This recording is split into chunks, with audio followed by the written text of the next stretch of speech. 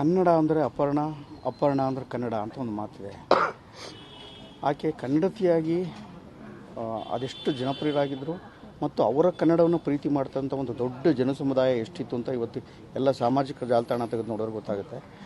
ಆದರೆ ಕನ್ನಡ ಮಾತ್ರ ಅಲ್ಲದೆ ಅದರ ಜೊತೆಗೆ ಮನುಷ್ಯತ್ವ, ಪ್ರೀತಿ, ಅಂತಃಕರಣ, ಅತ್ಯಂತ ಮಾತೃತ್ವ ಹೃದಯ ಅಂತ ಏನಾದ್ರು ಇದ್ದರೆ ಅದು ಅಪರ್ಣ.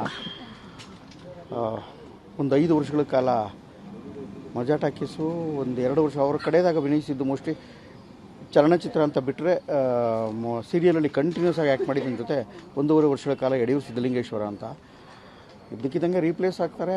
ಹುಷಾರು ತಪ್ಪುತ್ತೆ ಒಂಚೂರು. ನಾನು ನಾರ್ಮಲ್ ಆಗಿರ್ಬೋದು ಅಂದೆ, ಅವಾಗ ಫೋನ್ ಮಾಡ್ತಾಯಿದ್ರು.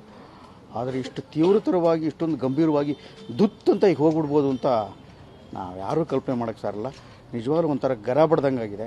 ಯಾಕೆ ಅಂತಂದರೆ ಆಕೆ ಯೋಚನೆ ಮಾಡ್ತಾಯಿದ್ದ ರೀತಿ, ಇವತ್ತಿನ ಸೆಟ್ಗಳಲ್ಲಿ ಇವತ್ತಿನ ಹೀರೋಯಿನ್ಗಳ ಜೊತೆ, ಇವತ್ತಿನ ಹೀರೋಗಳ ಜೊತೆಗೆ ನಾವು ಕನ್ನಡದ ಕುರಿತಾಗಿ ಅಥವಾ ಕನ್ನಡದ ಅಭಿಲಾಷೆ ಕುರಿತಾಗಿ ಯಾವುದ್ರ ಬಗ್ಗೆನೂ ಚರ್ಚೆ ಮಾಡುವಂಥ ಒಂದು ಸಮಾನ ಮನಸ್ಕತೆ ನಿರ್ಮಾಣ ಆಗೋದೇ ಇಲ್ಲ. ಯಾಕೆಂದರೆ ತುಂಬ ಜನಕ್ಕೆ ಸಾಹಿತ್ಯ ಜ್ಞಾನ ಇರೋದಿಲ್ಲ, ರಂಗಭೂಮಿ ಗೊತ್ತಿರೋದಿಲ್ಲ, ಆಮೇಲೆ ಕನ್ನಡದ ವ್ಯಾಕರಣಬದ್ಧವಾದಂಥ ಅನೇಕ ವಿಷಯಗಳು ಗೊತ್ತಿರೋದಿಲ್ಲ, ಶ್ರೇಷ್ಠತಮ ವಿಷಯಗಳ ಬಗ್ಗೆ ಸಂಸ್ಕಾರಯುಕ್ತವಾಗಿ ಚಂದವಾಗಿ ಮಾತಾಡುವಂಥ ಒಂದು ಗುಣನೇ ಇರೋದಿಲ್ಲ.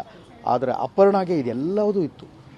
ಅಪರ್ಣಾಗೆ ನನಗೆ ದೊಡ್ಡ ಆಶ್ಚರ್ಯ ಆಗ್ತಾ ಇದ್ದಿದ್ದು, ಎಂಥವ್ರನ್ನ ಒಂದು ಸಣ್ಣ ಮಗುವನ್ನು ಮತ್ತು ಅತ್ಯಂತ ವಯಸ್ಸಾದವ್ರನ್ನ ಕೂಡ ಒಳಗೆ ಮಾಡಿಕೊಂಡು ಅವ್ರಿಗೆ ಹೇಳಬೇಕಾದಂಥ ಅನೇಕ ವಿಚಾರಗಳನ್ನು ಪ್ರೀತಿಯಿಂದ ಆರ್ದ್ರವಾಗಿ ತನ್ಮಯವಾಗಿ ಹೇಳುವಂಥ ಗುಣ ಆಕೆಗಿತ್ತು. ಆಕೆಯ ಕನ್ನಡನೇ ನನಗೆ ತುಂಬ ಖುಷಿ ಆಗ್ತಾಯಿತ್ತು ಅಂತಂದರೆ, ನನಗೆ ಅದರ ಜೊತೆಲಿ ಹೆಚ್ಚು ಖುಷಿ ಆಗ್ತಾಯಿದ್ದು ಆಕೆಯ ಮನುಷ್ಯತ್ವ. ಎಂಥ ಸಂದರ್ಭದಲ್ಲೂ ಎಂಥದೇ ಪ್ರತಿಭಟನೆಯನ್ನು ಕೂಡ ಅತ್ಯಂತ ಸರಳವಾಗಿ, ನೇರವಾಗಿ, ಸ್ಪಷ್ಟವಾಗಿ ಮತ್ತು ಮನಸ್ಸಿಗೆ ತಾಗುವ ಹಾಗೆ ಅದನ್ನು ಅವರು ವಿವರಿಸಿ ಹೇಳ್ತಾಯಿದ್ರು.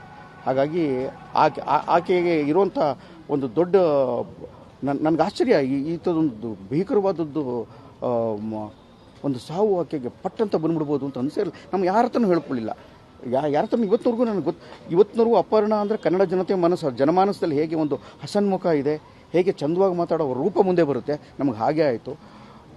ಇವತ್ತು ಇಡೀ ಕನ್ನಡ ನಾಡು ನಿಜವಾಗಲೂ ಒಬ್ಬ ಶ್ರೇಷ್ಠವಾದಂಥ ಶುದ್ಧ ಕನ್ನಡತಿಯನ್ನು ಬಹಳ ಪ್ರೀತಿಯಿಂದ, ಅಂದರೆ ನನ್ನ ಕನ್ನಡನ ಹಲವಾರು ಸ್ಲ್ಯಾಂಗ್ಗಳು ಅಥವಾ ಹಲವಾರು ಬೇರೆ ಬೇರೆ ಬೇರೆ ಬೇರೆ ಪ್ರಾದೇಶಿಕ ಉಪಭಾಷೆಗಳು ಬೇರೆ ಬೇರೆ ಎಲ್ಲ ಥರದ್ದು ಇರ್ಬೋದು, ಆದರೆ ಅಷ್ಟನ್ನೂ ಸ್ವೀಕರಿಸ್ಕೊಂಡು ಮತ್ತು ಎಂಥವ್ರ ಜೊತೆನೂ ಕೂಡ ಚಂದವಾಗಿ ಮಾತಾಡಬಲ್ಲಂಥ ಮನುಷ್ಯತ್ವ ಇದ್ದಂಥವ್ರು ಒಂದು ಅದ್ಭುತವಾದ ಕನ್ನಡತಿ ಅಂತ ಏನಾದ್ರು ಇದ್ದರೆ ಅದು ಅಪರ್ಣ ಜೊತೆ ನಾನು ಯಾವಾಗ ನನ್ನ ನಟನ ರಂಗಶಾಲೆ ಆದಾಗ ನಾನು ಹೇಳ್ತಾ ಇದ್ದೆ, ಅದು ನೋಡಿ ತುಂಬ ಪ್ರೀತಿ ಮಾಡಿದರು. ನಿಮಗೆ ದೊಡ್ಡ ಶಕ್ತಿ ಇದೆ, ನನಗಿಂತ ಜಾಸ್ತಿ ಅಪರ್ಣ. ಯಾಕೆಂದರೆ ನೀವು ನಿಜವಾಗ್ಲೂ ಶಾಲೆ ತೆಗಿಬೇಕು, ನಿರೂಪಣಾ ಶಾಲೆ ಕನ್ನಡದಲ್ಲಿ ಯಾರೂ ಮಾಡಿಲ್ಲ, ನೀವು ಮಾಡಿದ್ರೆ ತುಂಬ ಉಪಯೋಗ ಆಗುತ್ತೆ. ಲಕ್ಷಾಂತರ ಜನ ಹುಡುಗರಿಗೆ ನಿರೂಪಣೆ ಮಾಡಬೇಕು ಅಂತ ಹೇಗೆ ನೀವು ಹೇಳ್ಕೊಡ್ಬೋದು. ಆ ಕಾಕುಗಳು, ಆ ಒತ್ತುಗಳು ಮತ್ತು ಕನ್ನಡದ ವ್ಯಾಕರಣಬದ್ಧವಾದಂಥ ಮತ್ತು ನಿರೂಪಣೆ ಮಾಡೋರಿಗೆ ಬೇಕಾದಂಥ ಜ್ಞಾನ, ಮಾಹಿತಿ ಮತ್ತು ಕೌಶಲ್ಯ ಮೂರರಲ್ಲೂ ಸಮರ್ಥ ವ್ಯಕ್ತಿತ್ವ ಅಂತಿದ್ರೆ ಅದು ಅಪರ್ಣ ನಮ್ಮಿಂದ ಕಣ್ಮರೆ ಆಗಿರೋದು. ಕನ್ನಡದ ಒಂದು ದೊಡ್ಡ ಶಕ್ತಿ ಅನೇಕ ಜನ ಹೋದಾಗುತ್ತಲ್ಲ, ಹಾಗೆ ಕನ್ನಡದ ಒಂದು ದೊಡ್ಡ ಶಕ್ತಿ ಕಣ್ಮರೆ ಆಗಿದೆ. ಒಂದು 10 ಜನಕ್ಕೆ ಅದು ಇನ್ನೂ ಚೆಂದಾಗಿ ಹೇಳಿ ಮಾಡ್ಬೋಯಿತ್ತು. ಆಕರ್ಷಕ ನಿರೂಪಣೆ ಬೇರೆ, ಆಕರ್ಷಕ ಜೊತೆಗೆ ಭಾಷೆಯ ಮಹತ್ವವನ್ನು ಮತ್ತೊಬ್ಬರಿಗೆ ತಲುಪಿಸುವಂಥ ಕೆಲಸ, ಸೂಕ್ಷ್ಮವಾದ ವಿಷಯಗಳನ್ನು ಆಕೆ ಕೆಲಸ ಮಾಡ್ತಾಯಿದ್ರು. ನನಗೆ ಗೊತ್ತಿರುವಾಗ ಇಡೀ ಭಾರತದಲ್ಲಿ 9,000ಕ್ಕೂ ಹೆಚ್ಚು ಕಾರ್ಯಕ್ರಮಗಳನ್ನು ನಿರೂಪಣೆ ಮಾಡಿ ಅತ್ಯಂತ ಹೆಚ್ಚು ಪ್ರಧಾನಮಂತ್ರಿಗಳಿಗೆ ಮತ್ತು ರಾಷ್ಟ್ರಪತಿಗಳಿಗೆ ಹಾಗೂ ಹೆಚ್ಚು ಜನ ಮುಖ್ಯಮಂತ್ರಿಗಳಿಗೆ ನಿರೂಪಣೆ ಮಾಡಿದಂಥ ಒಬ್ಬ ವ್ಯಕ್ತಿ ಇದ್ದರೆ ಅದು ಅಪರ್ಣ ಮಾತ್ರ. ಎಲ್ಲಿವರೆಗೂ ಕನ್ನಡವನ್ನು ಶುದ್ಧ ಹೃದಯದಿಂದ ಜನ ಪ್ರೀತಿಸ್ತಾರೆ ಅಲ್ಲಿವರೆಗೂ ಅಪರ್ಣ ನಮ್ಮ ಜೊತೆ ಇರ್ತಾರೆ ಅಂತ ನನಗೆ ಬಲವಾದ ನಂಬಿಕೆ. ನಮಸ್ಕಾರ.